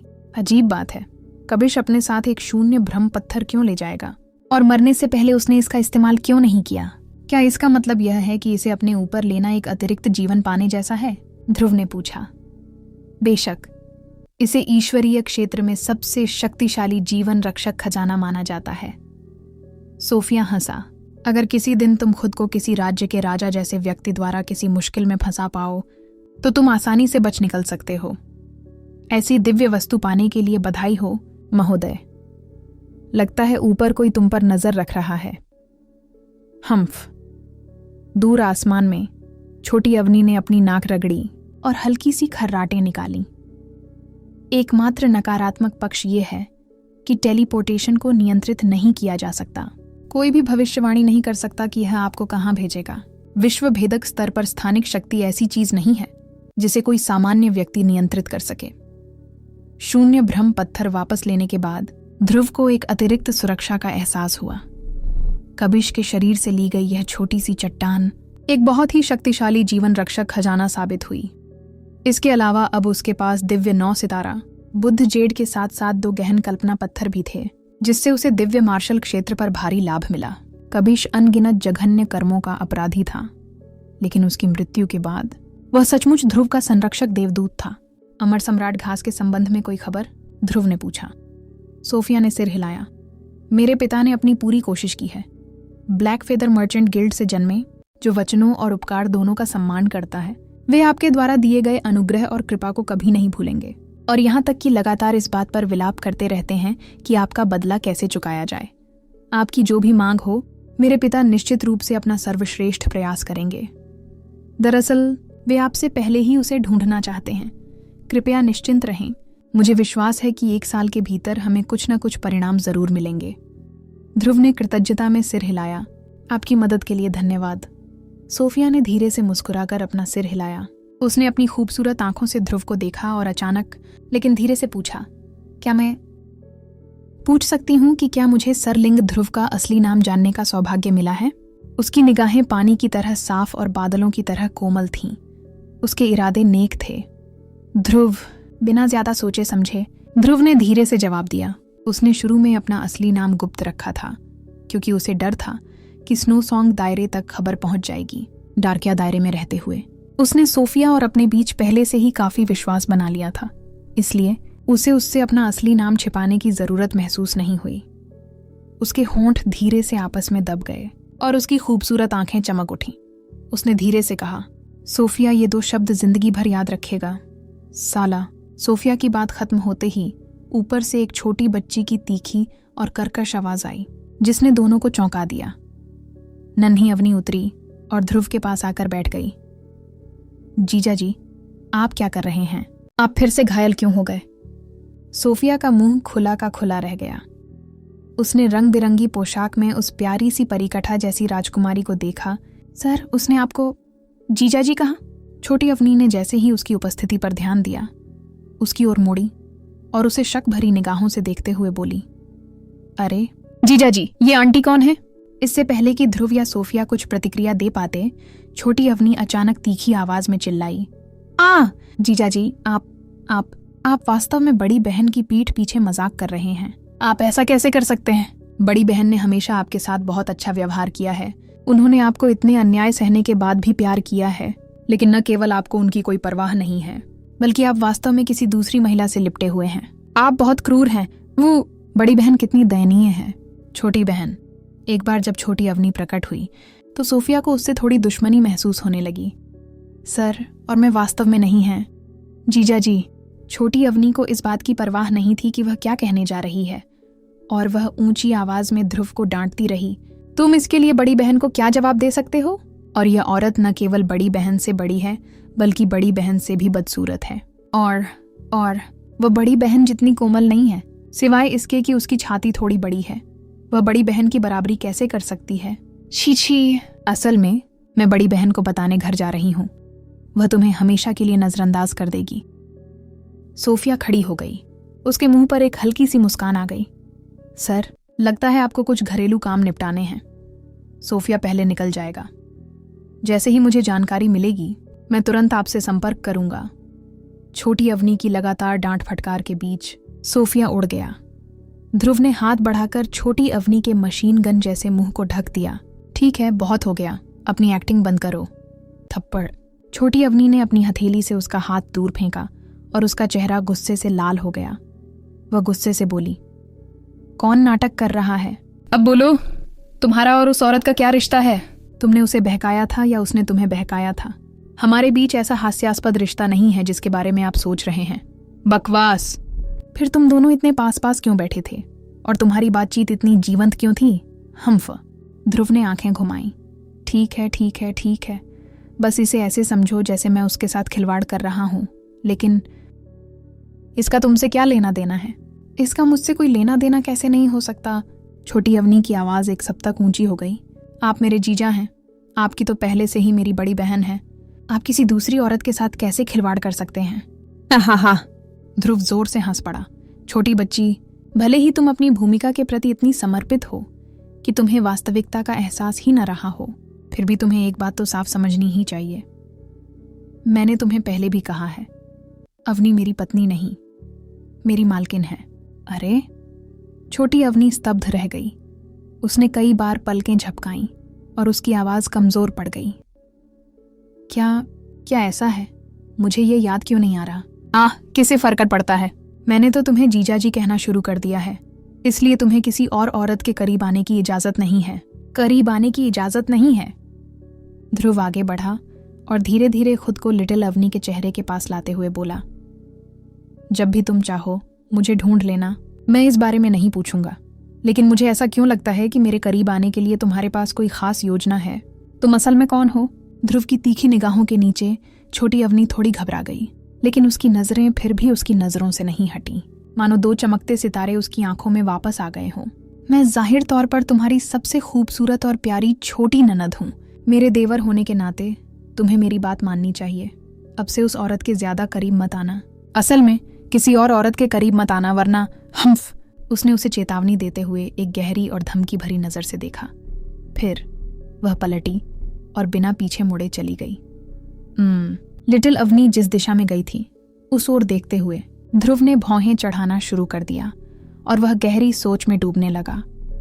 जब वह छोटी अवनी से पहली बार मिला था, उस समय को याद करते हुए उसे लगा जैसे वह पूरी तरह से संयोग था, कि यह एक सहज संयोग था। हालांकि बाद में छोटी अवनी के आसपास की हर चीज अजीब लगने लगी। आखिर वह कौन है? ध्रुव ने एक बार फिर मन ही मन सोचा। ध्रुव की साधना और दिव्य मार्ग में सफलता का काल बहुत छोटा था। कुछ ही समय बाद तिलांगना की बर्फीली फीनिक्स प्राणिक यिन ऊर्जा ने उन्हें गोताखोरी मूल क्षेत्र से सीधे दिव्य आत्मा क्षेत्र में प्रवेश करने की अनुमति दी। उनके अचानक उत्थान और इस तथ्य के साथ कि उनका मार्गदर्शन करने वाला कोई नहीं था, दिव्य मार्ग के बारे में उनकी वर्तमान समझ बेहद उथली हो गई। ब्लैक सोल माउंटेन में 2 महीने के प्रशिक्षण के बाद भी उसकी गहन शक्ति में कोई प्रगति नहीं हुई थी। ध्रुव को अंततः इस तथ्य का एहसास हुआ, इसलिए उसने अपना प्रशिक्षण रोक दिया और दिव्य आत्मा क्षेत्र से जुड़े नियमों की गहराई को समझने और उन पर विचार करने लगा। अगर अवनी या तिलांगना उसके साथ होते, उनके मार्गदर्शन और उसकी सहज समझ की प्रतिभा के साथ, तो वह बहुत जल्द ही बाधाओं को पार कर लेता। भले ही उसे किसी बाहरी वस्तु या खजाने से मदद न मिले, उसकी गहन शक्ति में छलांग लगाकर अन्य सामान्य गहन विशेषज्ञों से कहीं अधिक वृद्धि होती। हालांकि अकेले वह दिव्य मूल क्षेत्र में भी स्थिर नहीं था, इसलिए बिना किसी सहायता के दिव्य आत्मा क्षेत्र से गुजरना उसके लिए बहुत कठिन कार्य था। उसकी गहन शक्ति अद्वितीय थी और उसके शरीर में कई रहस्य छिपे थे जो बाहरी लोगों को ज्ञात नहीं हो सकते थे, इसलिए वह अन्य विशेषज्ञों से सहायता लेने से बचता था। परिणाम स्वरूप दिव्य मार्ग के बारे में उसका ज्ञान और समझ इतनी उथली थी कि इससे उसकी प्रगति बेहद धीमी हो गई। इससे पहले कि वह कुछ समझ पाता, ध्रुव ब्लैक सोल माउंटेन में 5 महीने बिता चुका था। उसकी गहन शक्ति अभी भी दिव्य आत्मा क्षेत्र के दूसरे स्तर पर थी। उसने जरा सी भी प्रगति नहीं की थी। सांस। अपनी आंखें खोलते हुए ध्रुव ने गहरी सांस ली। दिव्य मार्ग में प्रशिक्षण बहुत कठिन है। जब मैं स्नो सॉन्ग क्षेत्र में था तब मुझे ऐसा नहीं लगता था, लेकिन अब जब मैं गुरु को छोड़ आया हूं आह, मंच क्रंच क्रंच, मंच क्रंच क्रंच। एक दिव्य आभा वाली तलवार को हांगर ऐसे टुकड़े टुकड़े कर रहा था मानो वह पतली और मुलायम बर्फ का टुकड़ा हो जिसे टुकड़ों में तोड़ा जा रहा हो। हांगर खुशी खुशी उसे चबा रही थी और साथ ही मुंह में पानी भरकर बोल रही थी, गुरुजी वापस क्यों नहीं जाते? वहां बहुत सफेद है। हांगर को बहुत पसंद आया।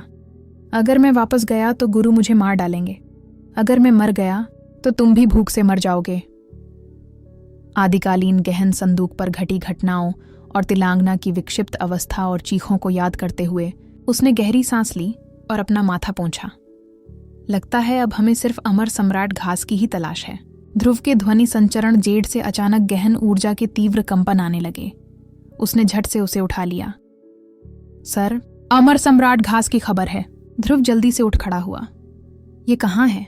कौन सा तारालोक? डार्किया क्षेत्र के उत्तर में 3 तारा क्षेत्र हैं जो एक दूसरे से जुड़े हुए प्रतीत होते हैं। तीनों तारा क्षेत्र एक ऐसे क्षेत्र के सम्मुख हैं जहां एक विशाल महासागर है और उस महासागर के मध्य में एक द्वीप है जिसका नाम भ्रामक सागर द्वीप है। अमर सम्राट ग्रास की लहरें स्पष्ट रूप से द्वीप पर स्थित किसी प्राचीन गुप्त क्षेत्र से उत्पन्न हुई हैं। अमर सम्राट घास का जन्म केवल आदिम अराजकता से ही हो सकता है और यह आमतौर पर प्राचीन गुप्त लोकों में प्रकट होता है। यह लगभग हमेशा ऊपरी या मध्य तारा लोकों के गुप्त लोकों में प्रकट होता है, लेकिन इस बार निचले तारा लोक में इसका प्रकट होना एक अत्यंत दुर्लभ दृश्य है। निचला तारा क्षेत्र? ध्रुव आश्चर्यचकित था। हाँ, यह अच्छी खबर होनी चाहिए थी, लेकिन मायावी सागर द्वीप का कोई निश्चित शासक नहीं है और यह किसी भी तारा लोक से संबंधित नहीं है। यह तीनों तारा लोकों को नियंत्रित करने वाले तीनों शासक संप्रदायों द्वारा शासित हैं। द्वीप के गुप्त लोक मायावी सागर प्राचीन लोक को खोलने के लिए तीनों शासक संप्रदायों की उपस्थिति आवश्यक है। यह जानते हुए कि ध्रुव को विभिन्न विशाल तारा लोकों के बारे में कुछ भी पता नहीं था, उसने विस्तार से बताना शुरू किया। भ्रामक सागर प्राचीन लोक एक अपेक्षाकृत सुप्रसिद्ध गुप्त लोक है। निचले लोकों के अधिकांश गुप्त लोकों की शक्तियां क्षीण हो चुकी हैं, कुछ तो पहले ही पतन के कगार पर हैं। हालांकि भ्रामक सागर प्राचीन लोक को छोटा माना जाता है, लेकिन इसके भीतर की ऊर्जा और नियम अत्यंत प्रबल हैं, जिनमें किसी भी प्रकार की गिरावट का कोई संकेत नहीं है।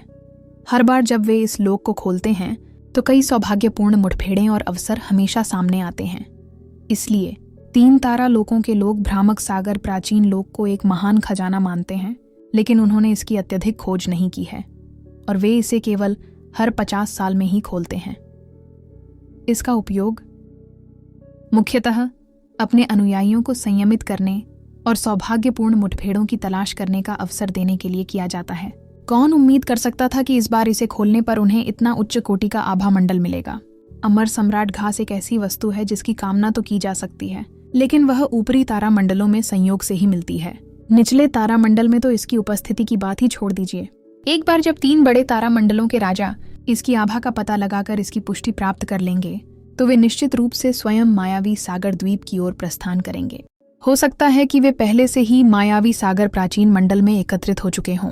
सोफिया ने सावधानी से चेतावनी देते हुए कहा, इस समय सबसे बड़ा सवाल यह है कि अगर अमर सम्राट घास किसी भी राज्य के राजा के हाथ लग जाए तो चाहे पिता कितने भी गहरे रत्न देने को तैयार हों, वह उसे खरीद नहीं पाएगा। आखिरकार किसी राज्य के शासक को गहरे रत्नों की परवाह नहीं होती। हमें अमर सम्राट घास के बदले समान दर्जे का एक दिव्य खजाना देना होगा, लेकिन हम ऐसा नहीं कर सकते।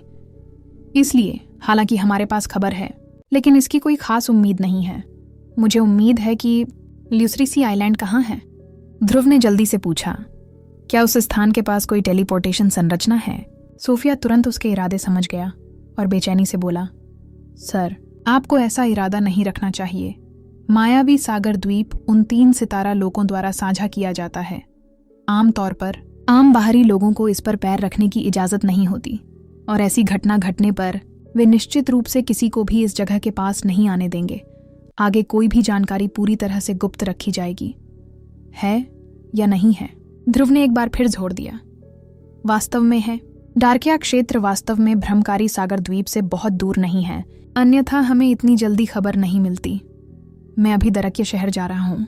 6 घंटे बाद ध्रुव डार्किया शहर के केंद्र में पहुंचा और सोफिया पहले से ही उसका इंतजार कर रहा था। हमें अभी अभी सूचना मिली है कि 3 तारा लोकों के तीनों महान लोक राजा स्वयं भ्रामक सागर प्राचीन लोक में पहुंच चुके हैं। उन्होंने अमर सम्राट घास की आभा को उसके स्रोत तक पहुंचा दिया है। उन्होंने पाया है कि जमीन के नीचे एक पहले से अज्ञात सीलबंद गहन संरचना है। ऐसा लगता है जैसे वह किसी विशाल भूमिगत महल की रक्षा कर रही हो।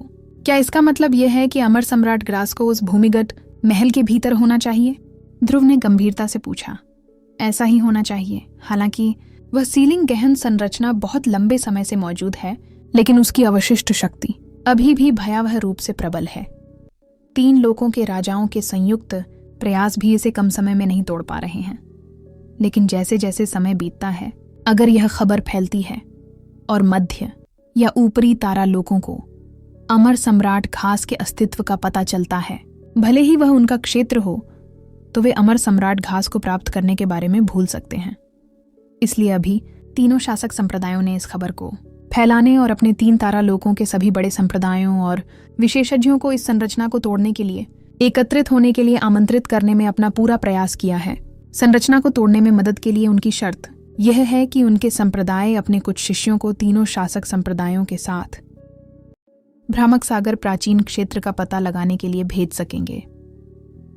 एक लंबी सांस में महत्वपूर्ण समाचार सुनाने के बाद सोफिया ने आखिरकार एक और सांस ली। उसके चेहरे पर एक उलझन भरी अभिव्यक्ति थी। तुम्हारे जिद्दी स्वभाव के कारण मुझे पता है कि मैं तुम्हें मना नहीं पाऊंगी। तुमने जो भी फैसला लिया है। इस बार उन्होंने भूमिगत महल में सील तोड़ने के लिए कई शक्तिशाली विशेषज्ञों को बुलाया है, इसलिए तुम्हारे लिए गुप्त क्षेत्र में प्रवेश करने का यह सबसे अच्छा मौका है। बस उन 3 शासक संप्रदायों की शक्तियां और क्षमताएं आत्मा संप्रदाय की तुलना में बहुत बेहतर हैं। सील तोड़ने के बाद अमर सम्राट घास को शायद 3 महान क्षेत्र के राजा व्यक्तिगत रूप से वापस भी नहीं पा सकेंगे। मैं यही कह रही हूं, अगर हालात ठीक नहीं दिख रहे हैं तो मैं तुम्हें सलाह देती हूं कि जल्दबाजी में कोई जोखिम न उठाओ। हो सकता है कि तुम्हारे यहां वापस आने से पहले ही पिताजी ने वहां से अच्छी खबर भेज दी हो। सोफिया सचमुच ध्रुव के लिए चिंतित और परेशान थी और उसने अपनी असमर्थता के लिए मन ही मन खुद को कोसा। ध्रुव मुस्कुराई। हालांकि उम्मीद कम है और दांव ऊंचा है। अगर मैं खुद वहां नहीं जाती तो मुझे हमेशा निराशा ही हाथ लगेगी। लेकिन चिंता मत करो। हालांकि मैं सचमुच अमर सम्राट घास पाना चाहती हूँ, मैं इतनी मूर्ख नहीं हूं कि आत्महत्या कर लूं। अगर मुझे जरा भी मौका नहीं मिला तो मैं आज्ञाकारी होकर यहां वापस आ जाऊंगी। सोफिया यह सुनकर थोड़ा निश्चिंत हुआ। आयामी संरचना तैयार हो गई है। हम आपको 3 सितारा लोकों में से एक सी गेजिंग रियलम में भेज सकते हैं। सी गेजिंग रियलम से आप उत्तर की ओर बढ़ सकते हैं। लगभग 10,000 किलोमीटर लंबा सागर पार करने के बाद आप इल्यूसरी सी आइलैंड पहुंचेंगे। अपनी गति से आप लगभग 1 दिन में वहां पहुंच जाएंगे। मैं एक मन छाप के जरिए मायावी समुद्री द्वीप का स्थान और 3 सितारा लोकों से जुड़ी जानकारी भेजूंगा। जब तुम द्वीप पर पहुंचोगे तो तुम्हें खुद पर भरोसा करना होगा। 1 दिन बाद इल्यूसरी सी आइलैंड पर। इल्यूसरी सी आइलैंड उम्मीद से छोटा था। यह 50 किलोमीटर से ज्यादा चौड़ा नहीं था। यह एक विशाल महासागर के बीच स्थित था और इसके आसपास की हवा बहुत नम और खारे पानी की घनी गंध से भरी हुई थी। कभी कभी लहरों के टकराने की कान फाड़ देने वाली गड़गड़ाहट सुनाई देती थी। द्वीप में प्रवेश करते ही ध्रुव ने तुरंत खुद को छुपा लिया। द्वीप पर ज्यादा लोग नहीं थे और उनकी गहन शक्ति भी ज्यादा नहीं थी। वे ज्यादातर दिव्य उद्गम क्षेत्र में थे। ध्रुव ने चारों ओर देखा और धीरे धीरे आगे बढ़ा। जैसे ही वह द्वीप के मध्य भाग के पास पहुंचा, वह वहीं रुक गया। आगे उसने एक विशाल अंतरिक्षीय भंवर देखा जो लगातार घूम रहा था। यह किसी विशाल राक्षस के मुख जैसा लग रहा था। ऐसा लग रहा था मानो जैसे ही वह उसके पास जाएगा, यह उसे एक अंतहीन खाई में खींच लेगा। वह भ्रामक सागर प्राचीन क्षेत्र का प्रवेश द्वार था। बिना कुछ सोचे समझे ध्रुव जल्दी से पास पहुंच गया।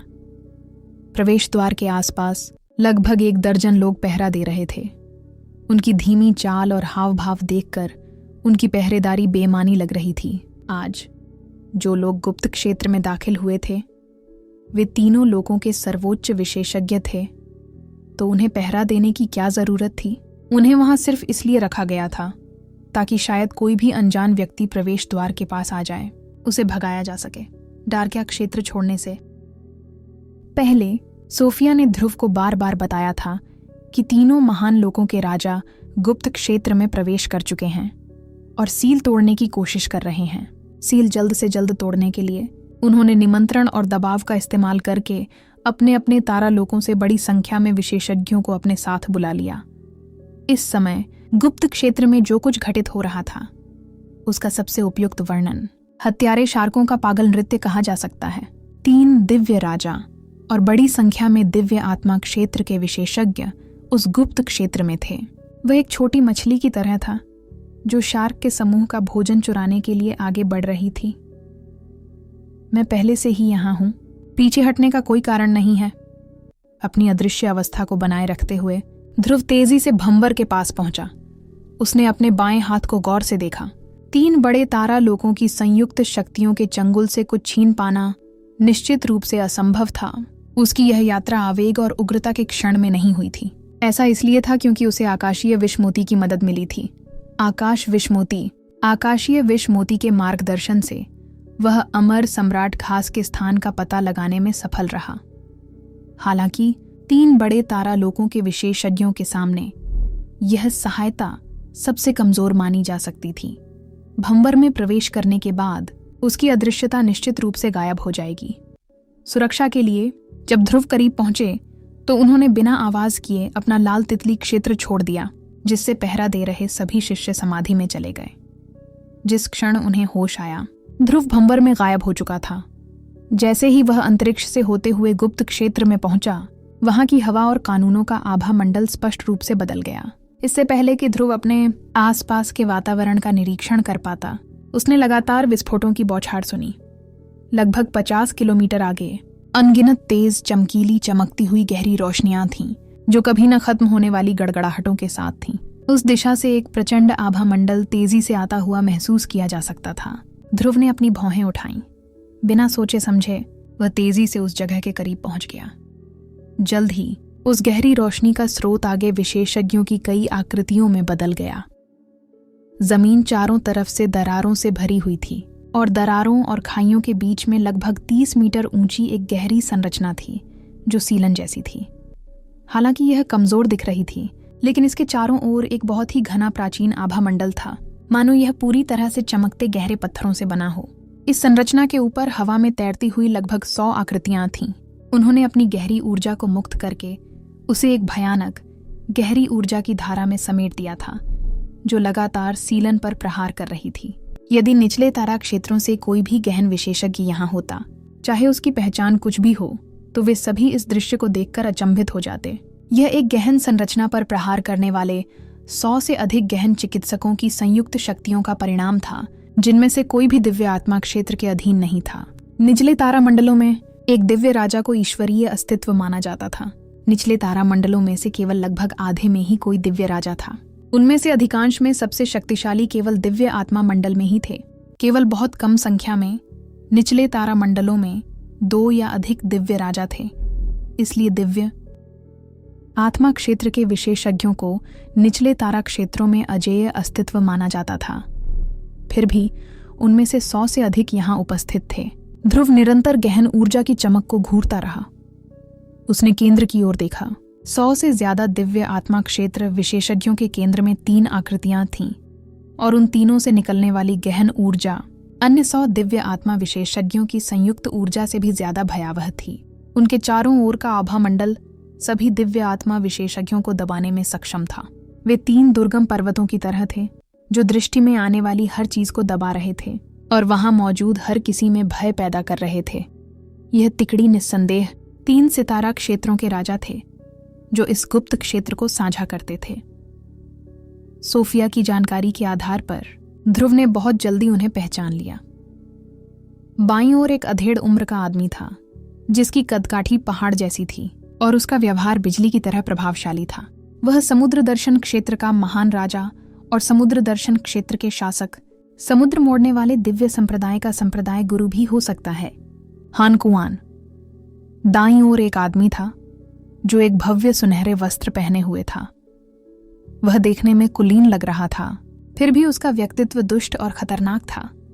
उसका नाम था सम्राट नानली। वह दक्षिणी शाश्वत क्षेत्र का सम्राट और महान क्षेत्र का राजा दोनों था। बीच में एक बेहद खूबसूरत आदमी था। हालांकि वह अपनी पूरी ताकत से गहरी ऊर्जा छोड़ रहा था, फिर भी वह शांत जल की तरह शांत लग रहा था। जरा भी दबाव महसूस नहीं हो रहा था। वह नीला धुंध क्षेत्र का महान राज्य राजा, शासक संप्रदाय का द्वीप स्वामी वजीर था। वह तीनों में सबसे ताकतवर था। 3 दिव्य राजाओं और 100 से अधिक दिव्य आत्मा विशेषज्ञों की संयुक्त शक्तियों ने आकाश को ढक लिया, जिससे आकाश हिल गया और धरती हिल गई। उस क्षेत्र में 3 विशाल तारामंडलों से आए हजारों विभिन्न संप्रदायों के सदस्य मौजूद थे। वे लगभग 10 किलोमीटर दूर खड़े थे। उनके चेहरे उस दृश्य पर केंद्रित थे। इतनी दूरी के बावजूद कुछ कमजोर और युवा शिष्यों को अभी भी उस गहन ऊर्जा तूफान के सामने डटे रहना मुश्किल लग रहा था। आकाश चट्टानों और धूल से भरा हुआ था और हवा किसी उफनते हुए सागर की तरह अशांत थी। 3 महान लोकों के राजाओं के सीधे आदेश के बिना ये दिव्य आत्मा लोक विशेषज्ञ आने की हिम्मत नहीं कर पाते। अपने संप्रदाय के अनुयायियों को गुप्त लोक में लाना तो दूर की बात थी। 3 विशाल तारा लोकों की शक्ति का यह अनाकर्षक प्रदर्शन काफी देर तक चलता रहा। कई दिव्य आत्मा विशेषज्ञों के सिर पसीने से तर थे, लेकिन उनके हमलों का भार झेल रही वह गहन संरचना टस से मस नहीं हुई। ध्रुव की हिम्मत नहीं हुई कि वह ज्यादा पास जाए और एक चट्टान के पीछे छिपकर चुपचाप हमला करने वालों की हर हरकत पर नजर रखे। उसकी भौहें तन गईं और पता नहीं वह क्या सोच रहा था। ध्रुव की सांसें तेज चल रही थीं। धरती परत दर परत दरकने और फटने लगी, लेकिन नमी वाली गहरी बनावट 1 इंच भी नहीं हिली। हालांकि सील पर हमला करने वाले माहिर महसूस कर सकते थे कि यह बनावट धीरे धीरे मगर निश्चित रूप से कमजोर हो रही थी, वरना वे इतने लंबे समय तक अपने प्रयासों को एक साथ नहीं रखते। इस समय सबका ध्यान सील की बनावट पर था। ध्रुव की मजबूत छिपने की क्षमता के कारण किसी को भी उसके नजदीक आने का पता नहीं चला। ध्रुव स्थिर खड़ा रहा। उसने समूह और आसपास के माहौल पर नजरें घुमाई और ध्यान से अपना अगला जल्दी से रोक लिया। युवा स्वामी, जल्दी मत करो, यह बहुत खतरनाक है, उनके पहरेदारों ने उन्हें बेचैनी से रोकते हुए कहा। सील टूटने वाली है। द्वीप के स्वामी ने पहले ही कहा है कि सील टूटते ही बहुत मुमकिन है कि तेज ऊर्जा धाराओं का एक जबरदस्त विस्फोट होगा। आपकी सुरक्षा के लिए हमें और दूर चले जाना चाहिए। द्वीप का स्वामी इन 2 शब्दों से ध्रुव की दोनों भौहें ऊपर उठ गईं। नीले धुंध क्षेत्र के लकड़ी सूर्य द्वीप का द्वीप। स्वामी वजीर, क्या वह वजीर का बेटा था? बैंगनी वस्त्र पहने वह युवक जोर से हंस पड़ा। हाँ, क्या मजाक है, शाही पिता यहाँ हैं। मुझे क्या खतरा अगर हम पीछे हट गए तो? क्या हम डरे हुए चूहों का झुंड नहीं बन जाएंगे जो दूसरों के लिए मजाक बन जाएंगे? वह गार्ड जानता था कि वह अपनी सलाह से उसे नहीं रोक सकता और वह सिर्फ दूसरे गार्डों को हुक्म दे सकता था। आप सभी अब अपना पूरा ध्यान लगाओ, पक्का करो कि युवा स्वामी सुरक्षित रहें। तीनों लोगों के राजाओं के समूह के सभी सदस्य पसीने से लथपथ थे। दर्जनों सांसों के बाद आखिरकार एक जोरदार धमाका हुआ, मानो कोई पहाड़ टूटकर समुद्र में गिर रहा हो। सीलिंग की बनावट पूरी तरह से गिर गई थी, लेकिन बनावट के टुकड़े अभी भी बिखरे नहीं थे। गिरने के बाद बची हुई ऊर्जा अपने साथ एक जबरदस्त तेज विस्फोटक ताकत लेकर उड़ी और बिखरने लगी। सब लोग सावधान रहें। भूकंप के केंद्र के सबसे नजदीक मौजूद जानकारों के समूह ने अपनी ताकत वापस खींच ली और शांति से टुकड़ों से बचाव किया। बचे हुए टुकड़े तेजी से उड़कर दूर उस समूह की ओर चले गए जो यह तमाशा देख रहा था और उन पर जोरदार विस्फोटों की बौछार कर दी अपनी पूरी ताकत से। रक्षा करो, समूह चिल्लाने लगा। वे जानकार हवा में उठे, अपनी हथेलियों को एक साथ फैलाकर सीलिंग की बनावट के टुकड़ों को उड़ा दिया। युवा जानकारों ने टुकड़ों से बचाव के लिए तुरंत अपनी गहरी ताकत झोंक दी। ये एक टूटी हुई गहरी बनावट के टुकड़े मात्र थे और उसका बड़ा हिस्सा मुख्य समूह द्वारा पहले ही नष्ट कर दिया गया था। इन जानकारों के लिए ये ज्यादा खतरा नहीं थे। अगर उनके चेहरे पर सीधा वार भी होता तो उन्हें ज्यादा से ज्यादा कुछ ऊपरी चोटें ही लगती, लेकिन जानकारों के इस समूह में एक अपवाद भी था। युवा स्वामी सावधान। बैंगनी वस्त्र पहने युवक के ऊपर से कई दर्जन टुकड़े नीचे की ओर गिरे। उसके सामने खड़े सभी पहरेदारों ने उसे बचाने के लिए अपनी पूरी ताकत लगा दी, लेकिन अचानक हुए विस्फोट के बाद उनकी सुरक्षा व्यवस्था टूट गई और वे सब उड़ गए। एक टुकड़ा जो उनकी घेराबंदी से बच निकला था सीधे बैंगनी वस्त्र पहने युवक की ओर गिरने लगा, मानो मौत उस पर टूट पड़ी हो। हालांकि उस गहरी बनावट के टुकड़े की ऊर्जा बहुत कमजोर थी, लेकिन उस परम प्रधान गहन युवक के लिए ये एक ऐसा विनाश था जिसके सामने वह कमजोर था। बस उससे निकलने वाली रोशनी ने उसे किसी भारी पहाड़ की तरह पूरी तरह से दबा दिया था। उसका खून जम गया था, वह बिल्कुल भी हिल नहीं पा रहा था और बस निराशा में चीख चीख कर ही कुछ कर पा रहा था। युवा स्वामी अवनी वुडसन आइलैंड के सभी लोग सदमे से चीख पड़े। मदद करने में नाकाम वजीर खुद 10 किलोमीटर दूर था। अगर वह अंतरिक्ष में जाकर तुरंत भी पहुंचता तो भी वह समय पर नहीं पहुंच पाता। ध्रुव की आंखें चमक उठीं। उसके दिमाग में कई विचार कौंधे और आखिरकार वह फीनिक्स तीर चलाते हुए बाहर निकल गया। टकराना फीनिक्स तीर ने उस टुकड़े पर वार किया और उसे उड़ाकर टुकड़े टुकड़े कर दिया। हालांकि युवक को सीधा वार नहीं लगा, लेकिन विस्फोट की ताकत इतनी थी कि वह उसे सह नहीं सका और वह जोर से उड़ गया। वह जमीन पर गिर पड़ा और बुरी तरह चीखने लगा। युवा स्वामी वुडसन आइलैंड के सदस्य कुछ देर के लिए यह देखकर भौचक्के रह गए, जिसके बाद वे तेजी से दौड़े और उस युवक को उठा लिया। कुछ अन्य लोग उत्सुकता से उसकी चोटों की जांच कर रहे थे। वाह! पूरे इलाके में तेज हवा चली और एक अधेड़ उम्र का हरे कपड़े पहने आदमी आसमान से उतरा। वह बैंगनी वस्त्र पहने उस युवक के पास उतरा। वह नीले धुंध क्षेत्र का महान राजा वुडसन द्वीप का द्वीप स्वामी वजीर था। उसने जल्दी से अपने हाथ उस युवक की छाती पर रख दिए, फिर उसके चेहरे के भाव धीरे धीरे शांत होने लगे। शाही पिता वजीर को देखते हुए युवक की आंखों का डर कम होने लगा, लेकिन वह तुरंत दर्द से चिल्लाया, अय्या बहुत दर्द हो रहा है क्या? मेरे दोनों पैर बेकार हो गए हैं द्वीप स्वामी, कृपया निश्चिंत रहें। युवा स्वामी को सिर्फ बाएं कंधे और बाएं जांघ में चोटें आई हैं। उनकी अंदरूनी चोटें गंभीर नहीं हैं और उनकी चोटें निश्चित रूप से जानलेवा नहीं हैं। वे ज्यादा से ज्यादा आधे महीने में पूरी तरह ठीक हो जाएंगे। गार्ड के एक सरदार ने द्वीप स्वामी को अपना अंदाजा बताते हुए कहा, सौभाग्य से इस आदमी ने मदद की। अगर नहीं की होती तो मैं परिणामों की कल्पना भी नहीं कर सकता। तुम्हारा क्या मतलब है कि मेरी चोटें गंभीर नहीं हैं? मैं मरने वाला हूं, युवक ने कराहते हुए कहा। युवक को देखते हुए ध्रुव ने अपनी नाक रगड़ी और सोचा, लगता है मैंने एक मूर्ख को बचाया है। कोई हैरानी नहीं, हालांकि वह एक महान राज्य के राजा का बेटा है और उसे बेहतरीन माहौल और साधन उपलब्ध हैं। फिर भी उसकी गहरी साधना इतनी साधारण है। शांत हो जाओ, अगर उसने कहा है कि तुम ठीक हो जाओगे, तुम ठीक हो जाओगे। वजीर को अपने बेटे से बहुत लगाव लग रहा था। उसने उसे कुछ शब्दों से तसल्ली दी और फिर वापस खड़ा हो गया। उसने उन पहरेदारों को नहीं डांटा जो अब नाकाबिल होने के कारण कांप रहे थे, बल्कि शुक्रिया भरी मुस्कान के साथ सीधे ध्रुव की ओर बढ़ गया। शुक्रिया छोटे भाई, अभी मदद करने के लिए, वरना उसकी नन्ही जान यहीं चली जाती। बात खत्म करते हुए वह सीधा खड़ा होकर दोनों हाथ बगल में रख लिए और ध्रुव को इज्जत से झुककर प्रणाम किया। इस बर्ताव ने ध्रुव को गहरे सदमे में डाल दिया। उसके सामने खड़ा यह आदमी न सिर्फ उम्र में बड़ा था, बल्कि एक राज्य का शासक, एक राज्य का राजा भी था। हालांकि उसने वजीर की ताकत और पहचान के दम पर अपने बेटे को बचाया था, लेकिन यह बर्ताव किसी को भी डर के मारे उछलने पर मजबूर कर देता। उसने जल्दी से जवाब दिया। उसका चेहरा हैरानी से भरा हुआ था। द्वीप स्वामी वजीर, ये तो कुछ भी नहीं है। जूनियर ने बहुत पहले ही द्वीप स्वामी वजीर की शोहरत सुन ली थी। द्वीप स्वामी के बेटे को बचा पाना जूनियर का सौभाग्य है। मैं द्वीप स्वामी का इतना गहरा भाव सह नहीं सकता। हाँ हाँ हाँ, जान बचाने वाली कृपा इसके लायक है। वजीर हंसा। उसका बर्ताव शांत था।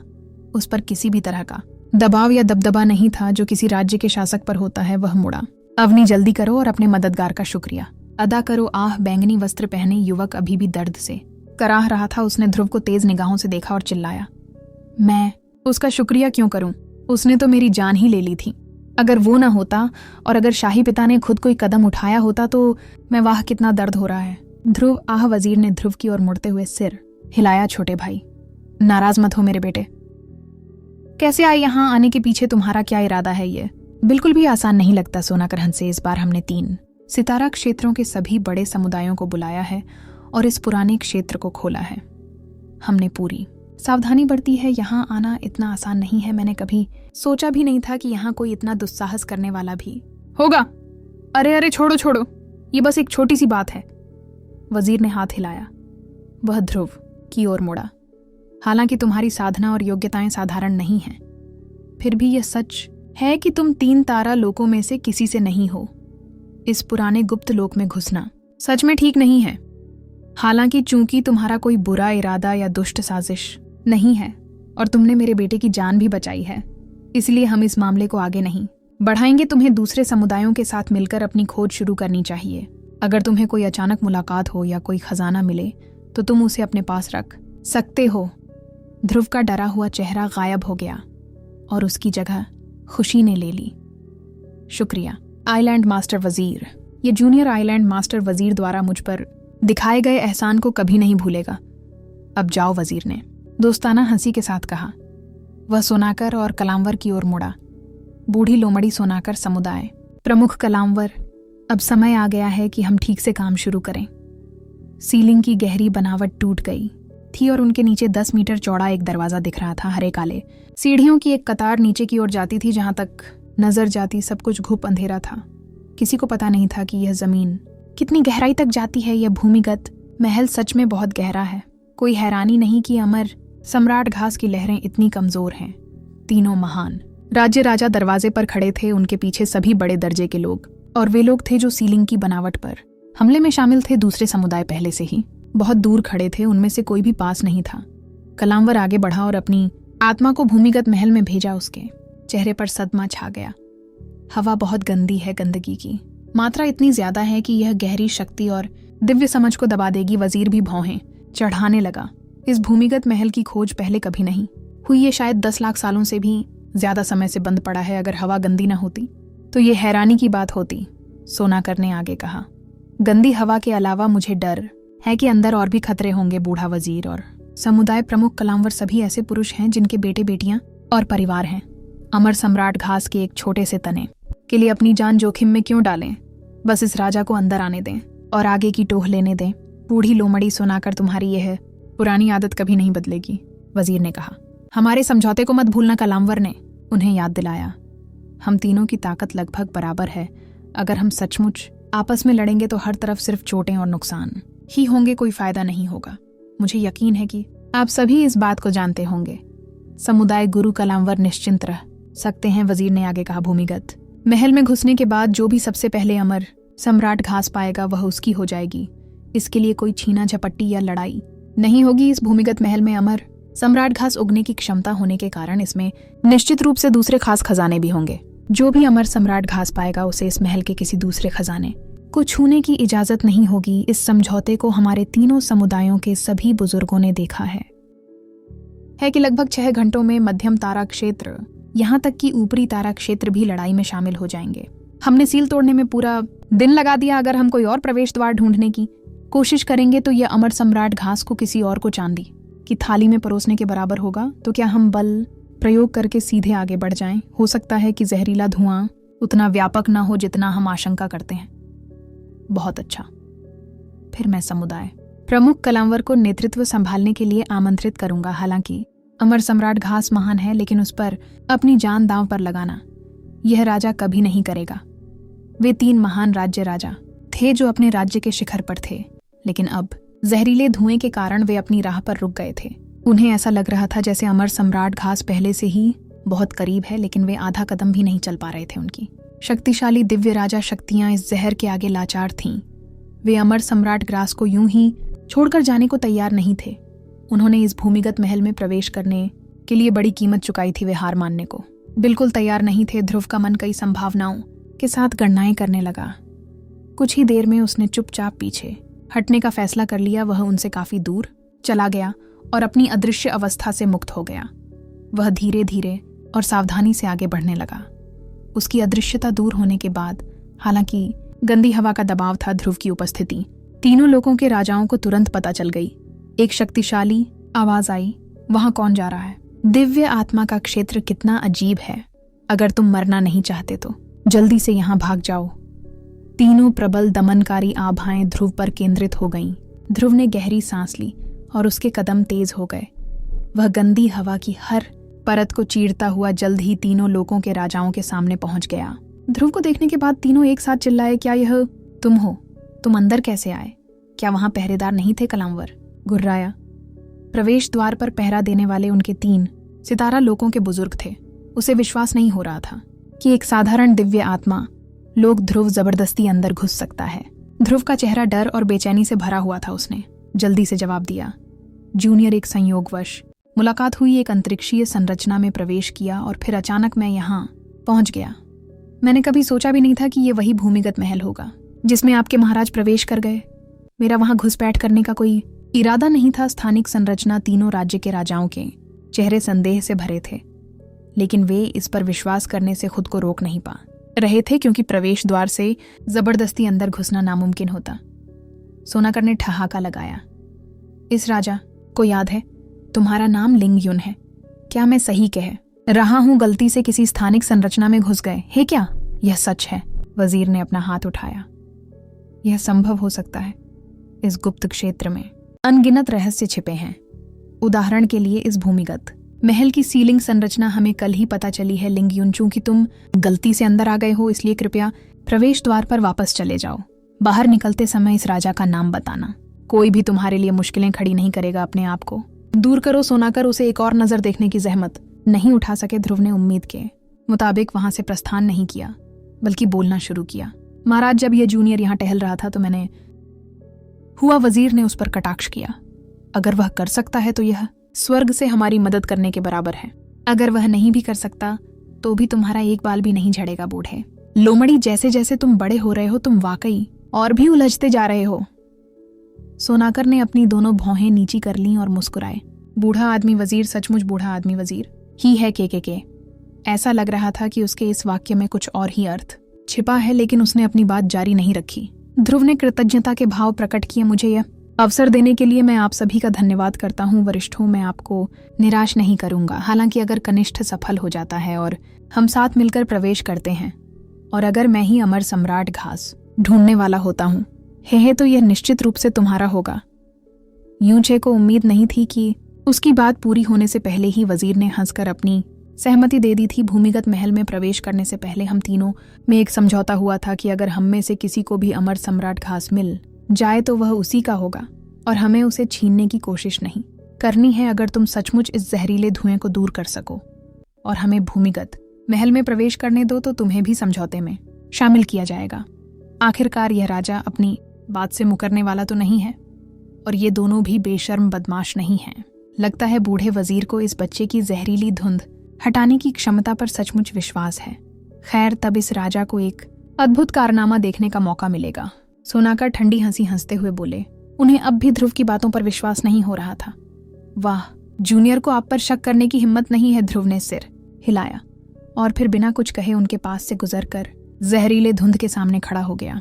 उसने धीरे से अपना बायां हाथ उठाया। उसके बाएं हाथ में गहरे पत्थर का एक चमकता हुआ टुकड़ा था जिससे चटक हरे रंग की रोशनी निकल रही थी। गहरा पत्थर मुट्ठी के आधे आकार का था। हरी रोशनी चमक रही थी और उससे निकलने वाली ऊर्जा तेज नहीं बल्कि शुद्ध थी। सोनाकर ने घुरघुराते हुए कहा, सिर्फ इसी पर हे, ये तो बस एक बहुत बड़ा जो